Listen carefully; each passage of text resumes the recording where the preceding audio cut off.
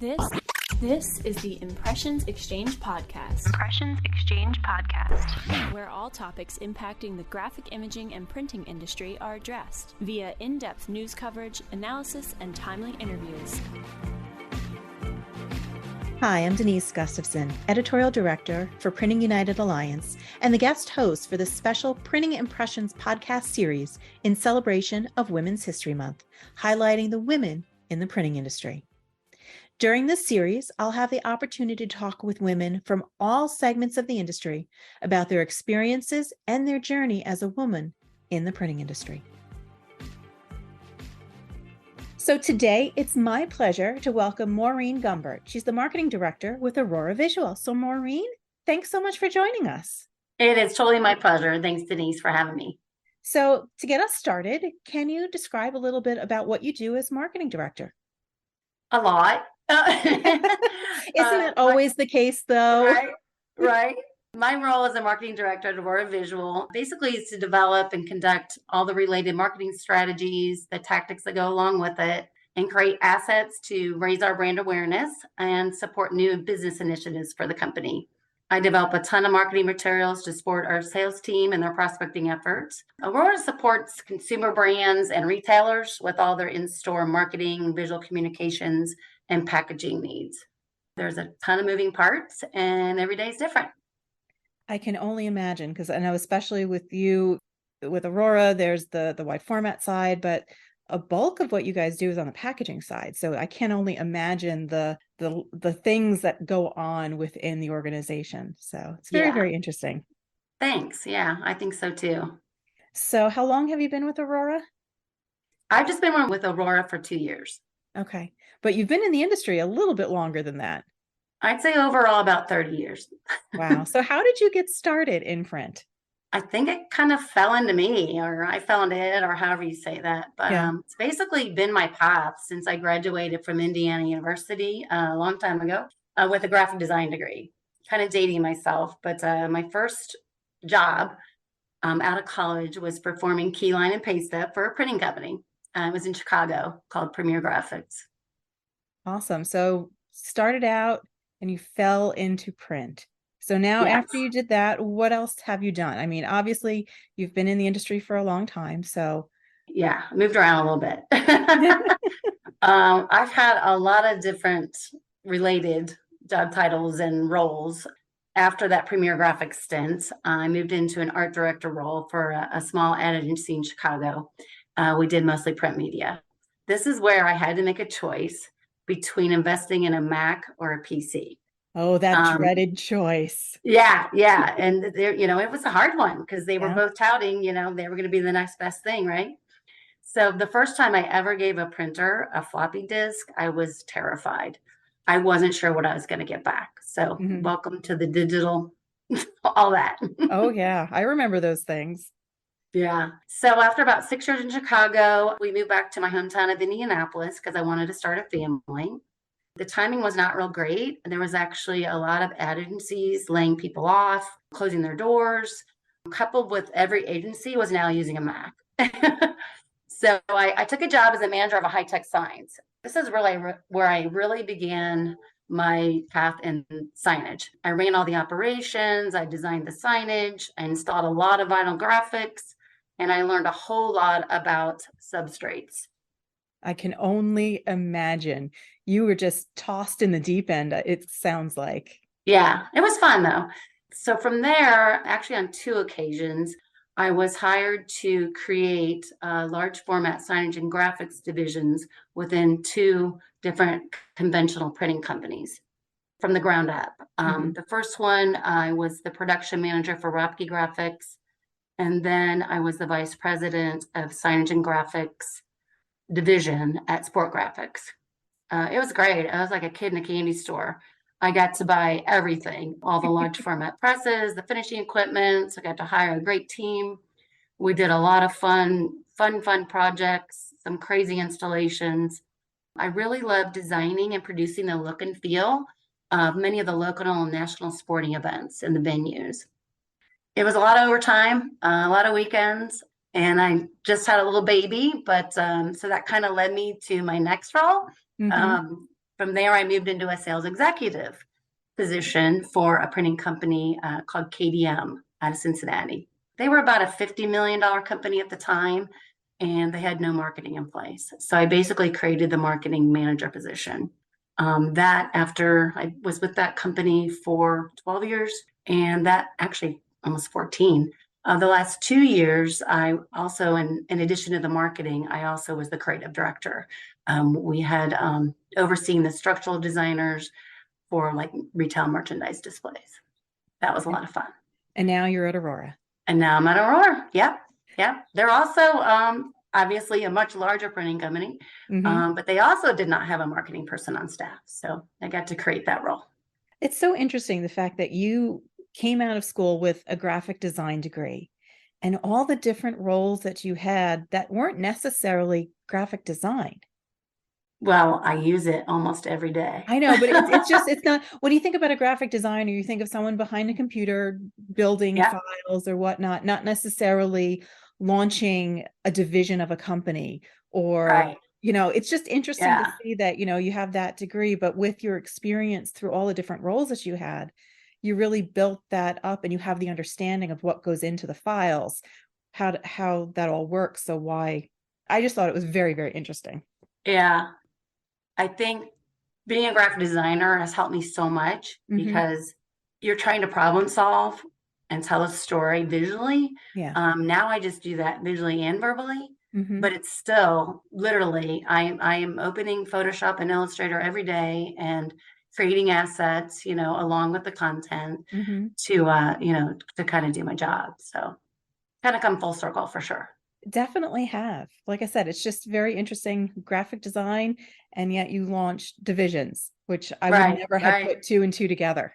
Yeah. And really, that's what made me so successful. My first job at High Tech Signs, when I got into the business, I increased sales 50% for them just in 3 years. And really, because I think if you bring that kind of service to somebody to be able to help them create their signage, not just regurgitate whatever the file they give you, it just kind of helps you stand out. So are you happy with your job that you have right now? I love it. I actually love it. Every day is different. It's challenging.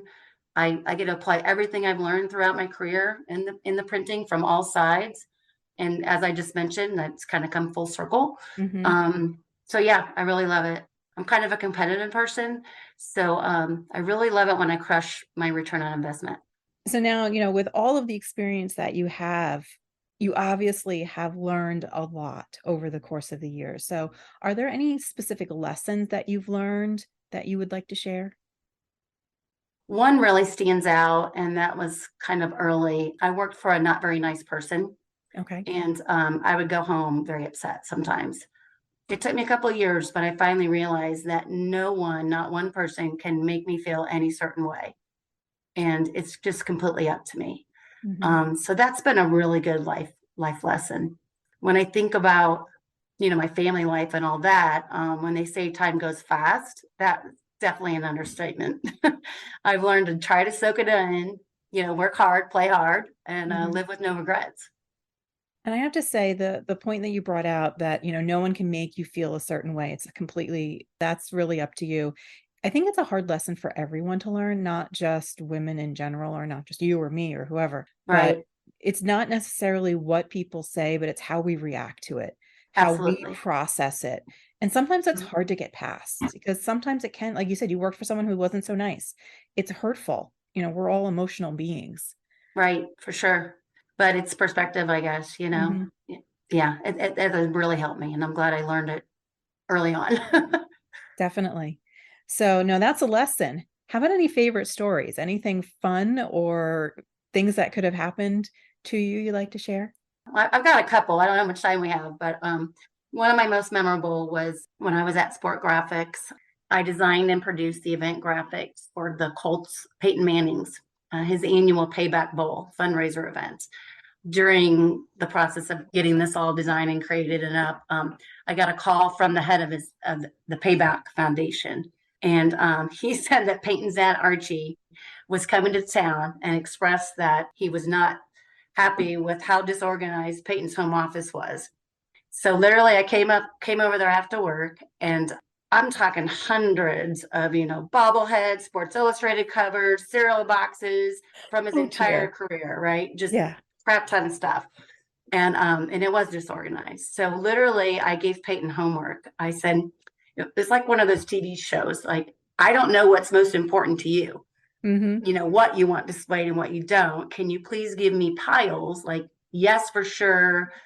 Yes, maybe if there's room, and then no's. So he, I guess, found out later he stayed up till 2 a.m. organizing piles of his things. And I came back the next day after work and hung pictures and organized, and it was amazing. One thing that was really funny was his Heisman Trophy and his MVP from the NFL trophy were Yeah. flanking his dartboard in the basement. Really? Yeah. Hopefully he didn't hit So them we too definitely moved often. those. I was going to say that is so unusual and such an opportunity to, be involved with a project really to the nth degree in some ways. Right. When you get that call, you don't say no, right? Yeah, no. Yeah. Peyton's I do dad, have a really come unusual. help. Right, for sure. I have an unusual sign installation Okay. that stands out. I was installing full color banners along the full length of an Olympic sized swimming pool. Okay. It was for an event called Duel in the Pool, which is the USA versus Australia. And so I had to do it while treading water. Okay. So how well do you swim? I'd take a couple breaks. Wow. I couldn't. Yeah. So I guess they didn't drain the pool for you. No, absolutely not. No, we had to go in after hours and do this late at night because the event, started the next day. So that was interesting. That's definitely like above the call of duty in terms Right? of installation. I could, usually you're talking about installation. They want it, that has to be dry. It has to be clean. No, this isn't a chlorinated pool while there's water in it and you still have to get everything done. Yeah. It was actually kind of embarrassing because dealing with the USA swimming folks, I was just dripping wet. Understandable. So now looking back at your career and all the people that you may have worked with, who has been the biggest influence on your career and what lessons have they taught you? I guess I've just been very fortunate that the people I work for hired me to create something new for them. And really they trusted me to make it happen. I guess the best advice was probably from Bob Kissel at KDM. He told me to not look back or beat myself up once a work-life decision was made. Kind of like an onward and upward mentality. And that's really stuck with me. Comfortable with your decisions, don't beat yourself up. Yeah, which is great advice, I think, for everybody. What has really helped you the most to make a career as a woman in printing? What's really made you successful, do you think? I think really the onset, and for me, that's just having a well-rounded education. I did choose to not go to an art school with the purpose that it would make me a better artist, a better communicator, to be more exposed to a more diverse education, a more diverse set of peers. So not everybody's doing the same thing. Mm-hmm. My factor of success, again, comes back to my graphics background. I think it's really helped me excel in every role I had. It's real similar to marketing. Again, I think I alluded to this earlier, but I'm problem solving the best solution, the best way to communicate our brand story. Now it's both visual and verbal. I write a ton of content. Thank goodness I can form a sentence or two or 1,000 or 2,000 or Whatever's needed. Right. So now, those are some of the lessons you learned. Have there been mistakes that you've learned from as well? Yeah, I guess my biggest mistake was not buying a Mac in the late 1980s. So you went the PC route, huh? I'm still on a PC. It's all good. It hurts my heart. I'm a Mac person, so that hurts my heart. Yeah. Now, looking at women in the printing industry, which we know is very, very much male dominated still, it's getting better. There's been some progress in that regard. As a female, what has been some of the most significant barriers in your career, or have you encountered anything because of your gender? I don't really feel that I have, to be honest. I feel that for the most part, I do have a seat at the table. Yeah. Why do you say that? I say that because I feel valued and trusted to make things happen. I feel like people have just let me do what I need to do and trusted that I'll get it done. And I don't think gender has come into play at all. I do have a suspicion that I'm likely not paid equally as a man. And I do have some pet peeves, and that's the continued use of the male specific terms in the workplace, like referring to the entire team as salesmen or pressmen, those kinds of things. Can we just please call them people? Yeah. And it's interesting. Some of that, I don't think it's done with malice behind it. It's just habit in some cases. I mean, you walk into a room, hey guys, it's not done with malice behind it. It's just, some people just don't think through how it's perceived. Yeah, I think it's unconscious bias is what's happening. Yeah. Yeah. And we need to be more conscious. Mm-hmm. One of the other women I spoke to, one of the things she did in graduate school was she had some courses in women's studies, which actually helped to really open her eyes as well to a lot of that, the pressmen, the salesmen, just the unconscious bias that we have. And then the postman, every man. Yeah, exactly. And it's just interesting to think about it that way, and just and then the question is, how do we start changing that? Little things here and there, I'm guessing. I call it out every time. Every time? Every time. Like, really? Which is a good thing. I mean, it's good for the reminders. It's good to make people think outside of what they might be used to. Right, exactly. I'm sure they don't mean any harm. It's just like them to be a little more conscious about it. Yeah, honestly, it's habit, I think, in some cases. Mm-hmm. But those habits can be changed. Absolutely. We just have to keep reminding them. Eventually they'll remember. Have you dealt with any harassment or discrimination in the workplace because you're a woman? And how did you handle that? There's been a few bad apples in my past, being on the account executive side, working with, some of the customers, also some of the male vendors, flat out harassment. And I just like to say, I don't like to name call, but sort of like a pig kind of mentality. Yeah. And honestly, the money that I get out of the account or the resource from that person just wasn't important to me. They weren't worth dealing with. Which is understandable. Mm-hmm. Move on. And just earlier you mentioned that one of the reasons you moved back to Indianapolis was to start a family and kind of set down roots. Yeah. So do you feel like you had to choose between having a career and a family? And is that something women are still faced with today, that kind of a choice? I think it's definitely a choice for many families, honestly, whether you're dad or mom. I have friends where the dad stayed home. So it's a choice, either way, really. I think kudos to those that are able to take the time off to raise a family. That's wonderful. At the time, I was the breadwinner, so we would have taken a big hit financially. Mm-hmm. I think I would have probably still worked in some fashion, though, whether it was freelance or something. I think taking the time off would have affected my future career path. And I do enjoy working for the most part. I'm really super fortunate. For the past 15 years since my son was sick, I've actually worked from home. He attended the after school enrichment programs and the summer camps, because I certainly wouldn't have gotten anything done if he was home all day. But it was great because I was able to take an hour to volunteer in the art classroom or go on field trips. Our school was just right down the street. So I feel real fortunate in that aspect.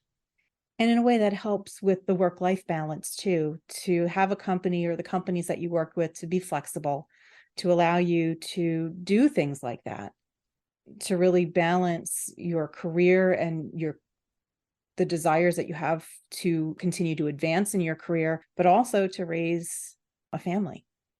I think it just makes you a better person. And if you're not happy at work, it's going to show. So I think that's really important for sure. So is there really ever a thing as balance when it comes to work life? I think it's super important, the concept of it. I think we all say that, but I don't know if we really practice it. The older I get, I am leaving my office, which literally means going downstairs. I'm better at leaving at the end of the day, I guess. I don't travel too often. for business, but I would actually like to do it more because my son's in college. I really hope his generation does a better job at prioritizing the work-life balance. I think Americans in general are programmed and even expected to work way more hours than other countries. I would agree with that. You look at Europe and it's a very different type of lifestyle, whether it's a siesta in the afternoon, but they still get all their work done, or they have Right. off the month of August.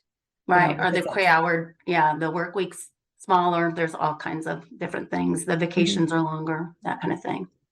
And I know one thing that I've seen just in talking with Adrienne Harrison, who's in Printing United Alliance's HR consultant, one thing that she's mentioned is that the newer generations are making changes because they want more of that work-life balance. They're more concerned about things that people would never address a decade ago or even 5 years ago.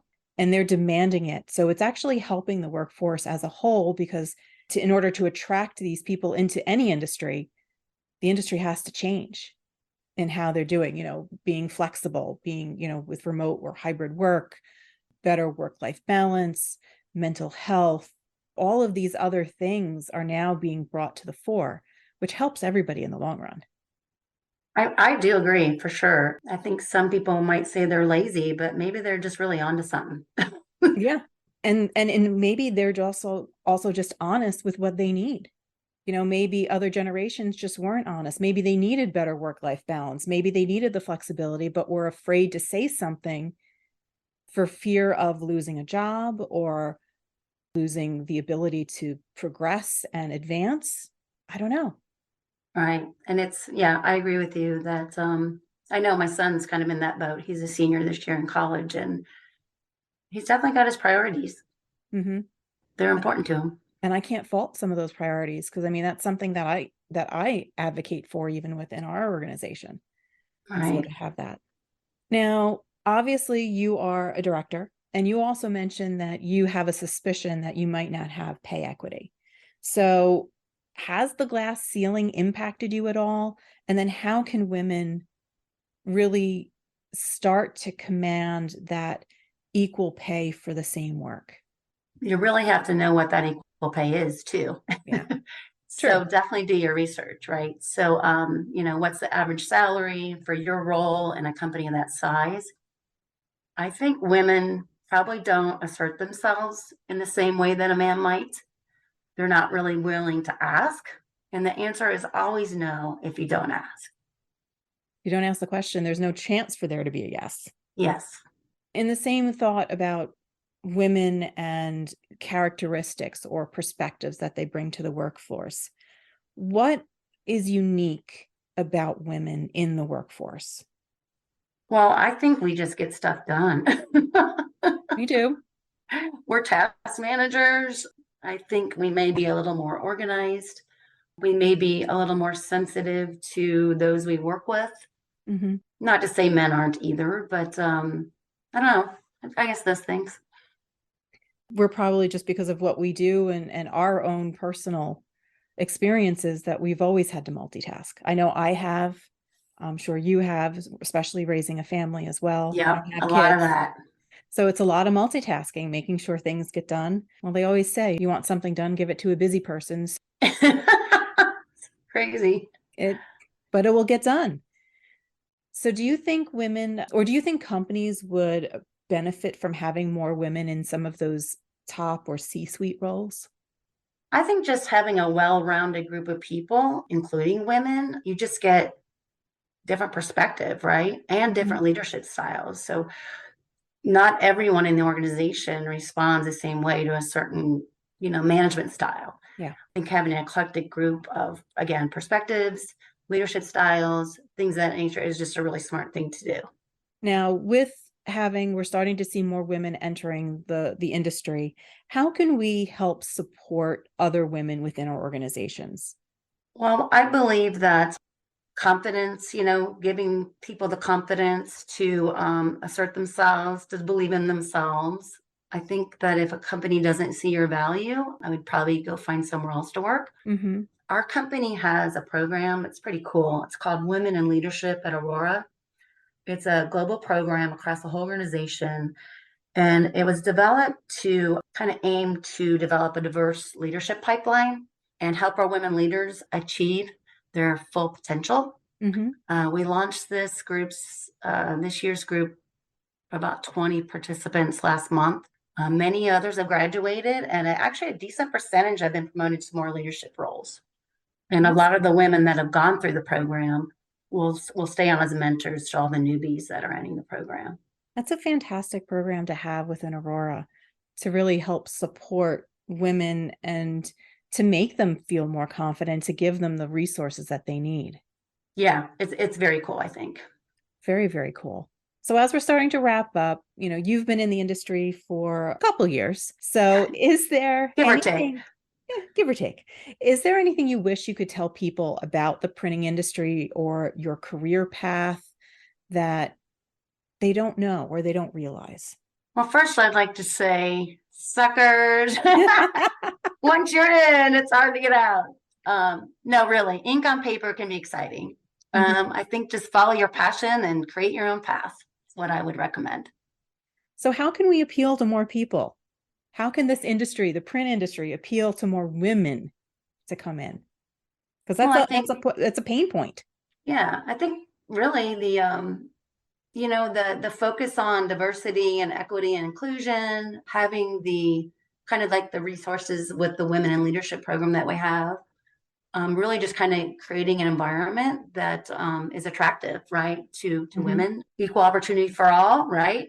I think that regardless of your race or your gender, obviously you've got to prove that, or the organization has to prove that they value that person's perspective, reward them for having the necessary skill sets, no matter what color, or gender, or whatever you identify with.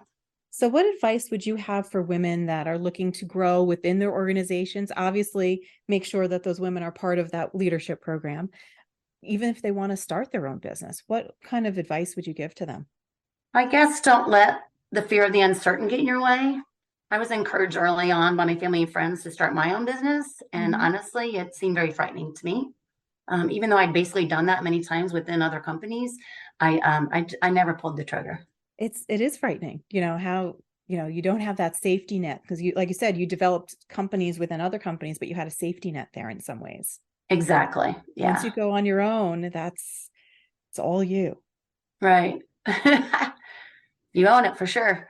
Yes. And in conclusion, what advice would you give for the next generation of female leaders? I would say stand up for yourself, for sure. Again, and believe in yourself. Life is very short, so make sure you're happy in whatever you do. I think that's good advice for everybody, not just leaders or not just women. Right. So Maureen, thank you so much for spending some time with me today. I really appreciate it. My pleasure. It's fun. It's a good topic. I appreciate that you guys do this each year. And it's really great to hear everyone's journey. Indeed. And everybody's just a little different. It's always interesting to see how they all fell into the market, because that's what happens in most cases. Print just sucks them in, like you said. I said, suckers. All right, Maureen, thank you again. I appreciate your time. Okay, I really appreciate it. Thanks, Denise. Thanks.